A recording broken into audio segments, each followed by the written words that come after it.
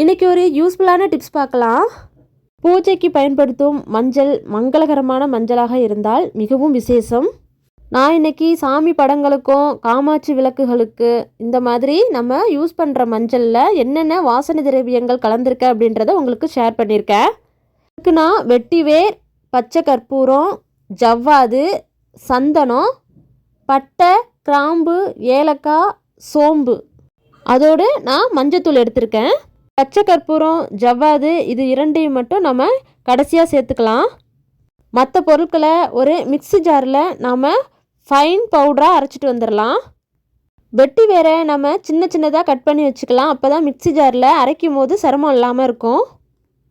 இதோடு சேர்த்து மற்ற பொருட்களையும் 1 by 1 போட்டுக்கலாம். நான் இப்போ எல்லாத்தையும் மிக்ஸி ஜாரில் போட்டு நல்லா ஃபைன் பவுடராக அரைச்சி ஜலிச்சு வச்சுருக்கேன்.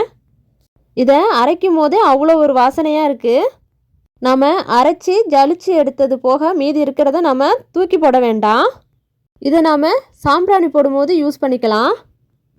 இந்த மாதிரி யூஸ் பண்ண மஞ்சத்தூளோட நாம் பச்சை கற்பூரம், ஜவ்வாதையும் மிக்ஸ் பண்ணி வச்சுக்கலாம். தேவையான அளவு நம்ம பச்சை கற்பூரத்தை எடுத்து நல்லா பவுட்ரு பண்ணி நம்ம போடணும்.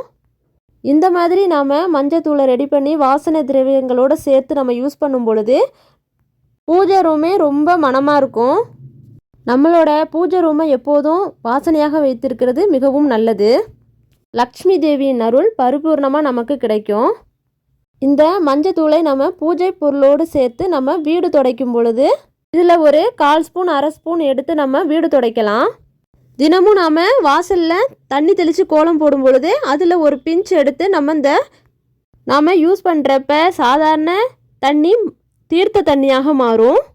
இப்போ நாம் ரெடி பண்ண இந்த மஞ்சத்தூளில் 1/4 ஸ்பூன் எடுத்து பன்னீர் கலந்து இப்போ இந்த யூஸ் பண்ண மஞ்சத்தூளை நான் கொஞ்சமாக எடுத்து சாமி விளக்குகளுக்கு வைத்து காட்டுறேன்.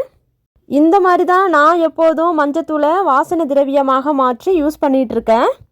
இப்படி நாம் யூஸ் பண்ணுறப்ப நமக்கு அனைத்து தெய்வங்களின் அருளும் பரிபூர்ணமாக கிடைக்கும். நமது வீடு முழுவதும் நறுமணமாக இருக்கும். நான் உங்களுக்காக ஒரே ஒரு விளக்கில் மட்டும் மஞ்சள் குங்குமம் வச்சு காட்டியிருக்கேன். நீங்களும் இந்த முறைப்படி நீங்கள் ரெடி பண்ணி செய்து பாருங்கள். அவ்வளோ ஒரு நறுமணமாக இருக்கும். தீப எண்ணெயிலையும் நான் இந்த மாதிரி வாசனை திரவியங்களை கலந்து தான் யூஸ் பண்ணியிருக்கேன். ஃபஸ்ட்டு எண்ணெய் ஊற்றி ரெட்டை போட்டு அதுக்கப்புறம் நம்ம தீபம் ஏற்றணும். ரொம்ப பல்காக அரைச்சி ஸ்டோர் பண்ணாமல் நமக்கு தேவையான அளவு மட்டும் நம்ம எடுத்து ஸ்டோர் பண்ணி வச்சுக்கலாம். இந்த வீடியோ பிடிச்சிருந்ததுன்னா லைக் அண்ட் சப்ஸ்கிரைப் பண்ணுங்கள். தேங்க்யூ.